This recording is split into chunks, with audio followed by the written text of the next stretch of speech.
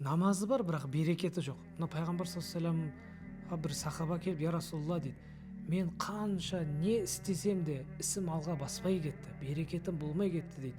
Ол сахаба намаз оқиды, ол сахаба садақа береді, ол сахаба зекет береді, барлық қандай жақсылықтар болса соны жасайды.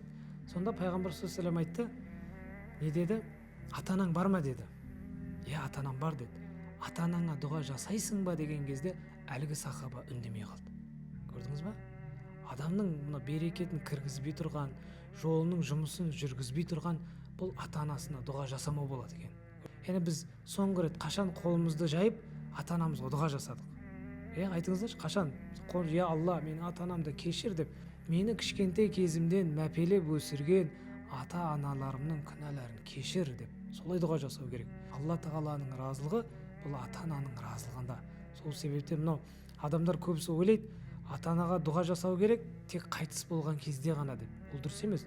Тірі кезде де ата-анасын әрдайым Аллах Раббана ғфирли уә лиуалидейя, Алла, мені және ата-анамды кешіре көр деп күніне ата-анасы үшін дұға жасау керек. Өмір жасы ұзақ болсын, дені сау болсын, Алла күнәларын кешір деп әрдайым ата-анасына дұға жасаса, иншалла, ол адамның берекеті, жұмысы, барлық бастаған ісі алға басады, иншалла.